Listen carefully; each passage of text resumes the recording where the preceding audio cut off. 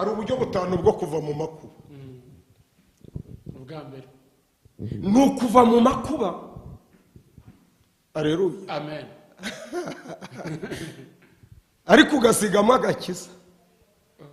ubwo ni ubwa mbere. Uva uyavamo ariko usizemo agakiza. Ubwo nibwo Esawu yakoresheje, yakize inzara asigamo umugisha. hari ibishyimbo, ni ukurya ibishyimbo. Yafashe ibishyimbo. Ubwo hari icyo ntavuze cyakozwe n'abantu. Niyo mpamvu nakubwiye ngo kukugirira neza bishobora kutaringira ubugingo bwawe. Uwamuhaye ibishyimbo hari ubwo yarengeye umugisha we. oya, Yafashe ibishyimbo asigamo umugisha. Ndavuga umwami adufashe. Icya kabiri ni ukuva mu makuba. Umwami adufashe kandi atugire neza kandi aduhereze umugisha mu izina rya Yesu. Ugatamwa ubuhamya. Uyu we yavuye mu makuba ariko atama agakiza. We yaguye, we nta gisenga, we nta kivuga Imana, wari kuvuga ko Imana nta kimumariye. Ariko uwa kabiri wo yanze kuvamo, yanze kuva mu dini, yanze kuva mu gakiza neza, aranduranya. Niwe uri gusabiriza, niwe uri kunyereza iyi hirya, ariko nabyo abigumamo. Uwo rero utatayemo agakiza ariko agatama ubuhamya, n'uyu basomye bakamuha 5 ngo abone icyo narira. Uwo bita mpemuke ngira ute? ndamuke. Uwo rero ntabwo ameze nka Esawu. Esawu yavuze ngo ibi ntacyo bimariye, we yabiretse. Ubu harimo ababiretse tuganije, babiretse burundu kuva kuwa mbere kugera ku cyumweru. Aravuga ati nta Mana iriho. Ariko hari ugikururuka kivuga ati mpemuke ndamuke, mfe kujayo kuwa kabiri, mfe kujayo kuwa gatatu. Abona Imana iracabakunda. Si uwatayemo agakiza yagaruka agakiza. Si uyu watayemo ubuhamya bwe yagaruka nawe agakizwa. Gatatu rero ni ukuva mu makuba ufitemo kwamamara gukomeye. Ni ukwamamara mu makuba. Ukaba utaramamaye mu mahoro ariko mu makuba ukamama, ukavana mwishimwe n'imigisha ya karahabutaka. Birashoboka se? Wipfa kwikiriza mbwira. Birashoboka ko umuntu yava mu makuba ariho amenyekanye kurusha uko yarazwi amakuba ataratera.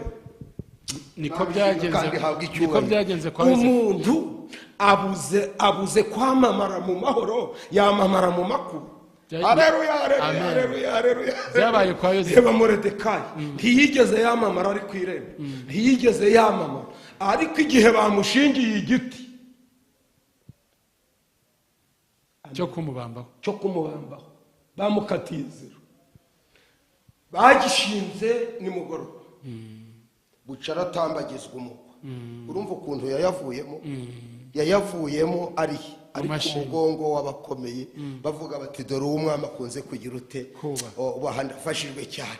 Hari abarokore bavuye mu makuba batambagizwa umugwa, ntago mbavuze ariko barahari nabo bari kunyumva. Hari abavuye mu makuba bafitemo ba fiance batasomanye, bakora ubukwe babyara fisi na fiyete.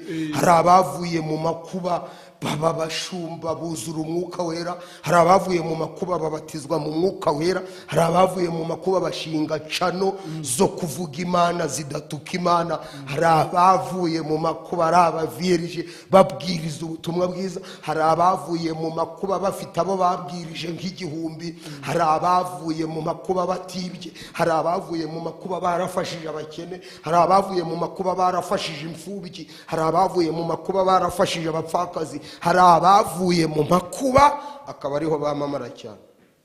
Amakuba ya Dawidi niyo yamwamamaje. Iyo tuvuga Dawidi ntituvuga ifiriti yari, tuvuga aho yakubitiye Goliya.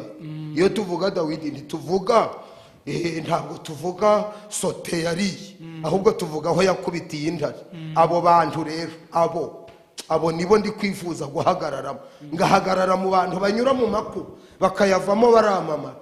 Naho dufite abayavuyemo baracitse imigongo. Dufite abayavuyemo batazi iyo Bibiliya ziri. Dufite abayavuyemo batazi iyo urusengero ruri. Dufite abayavuyemo babaza ngo hajya duteranira he, ariko abazi Imana yabo bayavuyemo baramamara bikomeye. Ifite abantu agiye kwamamaza ko bavuye muri ayo makuba bakayavanamo n'agakiza. Hari abandi rero bava mu makuba basizemo umubiri n'ubugingo byose bikajya abiyahuye. hari umuntu uvuga ati akashaka ingoyi, ibyo satani nabyo arabipanga, akakubwira ngo kugira ngo ukire aya makuba imanika akimanika agapfa agahamba. Hari abandi ba gatanu nibo mvuga uva mu makuba atashe mu ijuru. Imana iravuga ngo iyo minsi yitagabanijwe ntihaja kurokoka n'umwe.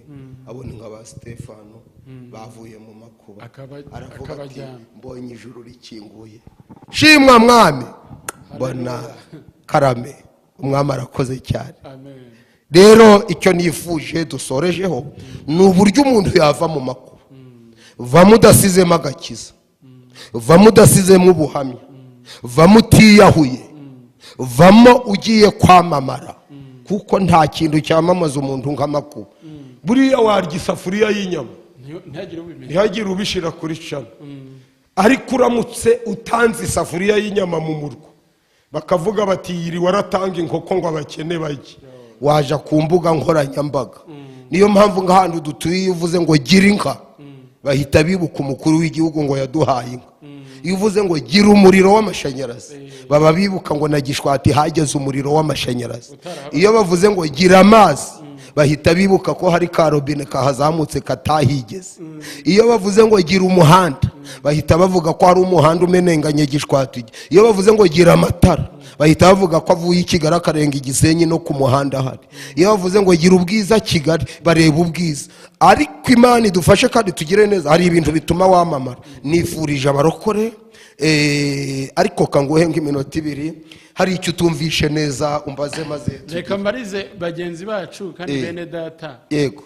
Abavuga ati nabonye akazi ntikanyemerera gusenga, none nkumbuye bya bihe, ubwo ngarutse kuri bya bihe, ntikanyemerera gusenga, aho ntuye ntibinyemerera gusenga, uko mbayeho ntibinyemerera gusenga. Uwo se wazabaho ate? ntabwo ari akazi katemera gusenga, ahubwo ni satani itemera gusenga. ubwo yabuze uko abyita.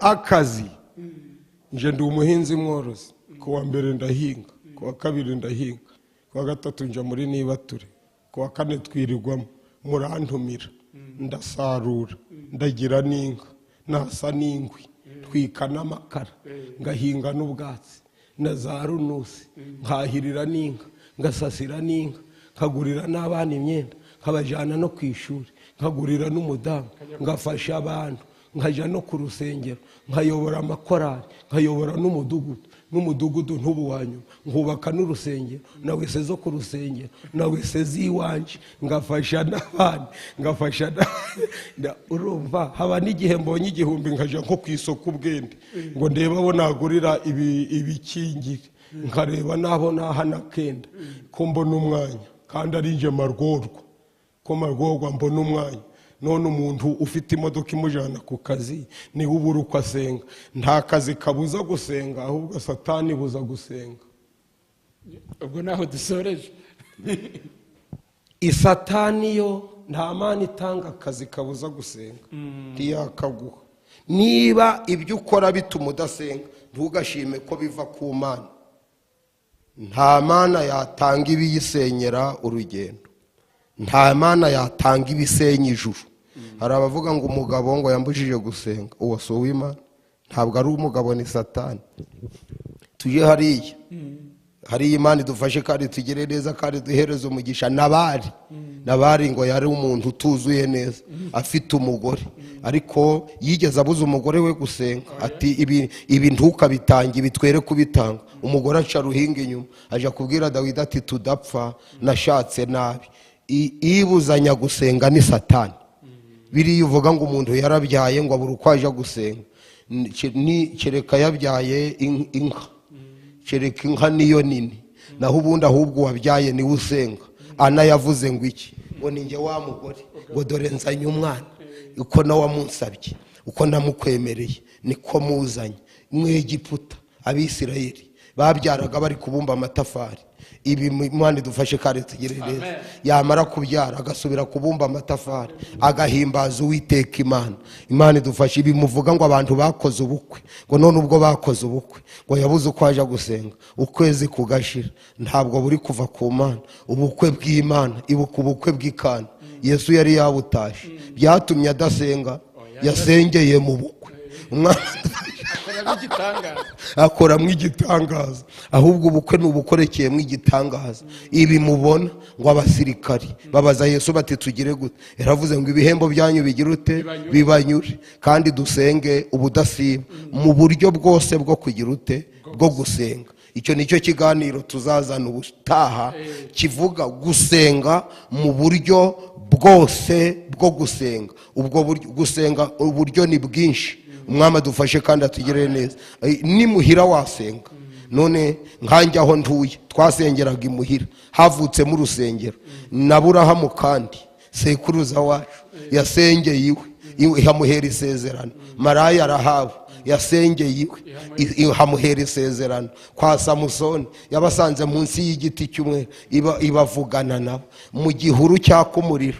Imana idufashe. Ubwo ndavuga nk'abasirikari bari ku rugamba, mwemerewe gusenga. Iyasanze Mose mu gihuru, haleluya, nawe yagusanga aho ku gihuru cya Gishwati cya Nyungwe cyangwa cyahe ikadomango Sefaki ya Dopari ikahaguhera isezerano. Iyo ubonye uzayikorera mu murwa rero, ikuvana mu gihuru ikakwegereza umurwa. Ko Mose yatekereje ko kuba ndavuga Imana itabura kubigenza. Numva twasenga tugize amagambo maremare, ariko abo nganije ndababwiye ngo icyaciye igikuba mu Banyegiputa ni ukutagira Imana. Imana yari yabavuyemo. Hari abajya bavuga ngo nta muntu utagira Imana, bahindure bavuga ngo nta muntu utararemwe n'Imana. Ariko hari igihe Imana iva mu bantu. Ubu rero abantu ba mbere kaduhere ku Banyegiputa ni abantu Imana yavuyemo itari mu ruhande rwabo. Tubasengere. Abo si bamwe. Abambere dusengera ni Abanyegiputa. Mwegiputa sinzasubirayo, abariyo n'abariyo manu bakureyo. Mwegiputa sinzasubirayo, abariyo. Ubabaje rero n'uwasubiyeyo akaja gukubitanwa n'abantu yari yaravuyemo. Hano Imana imugiriye ibambe. Hari imbaraga z'Imana zifasha Abanyegiputa zibakurayo, zagukurayo.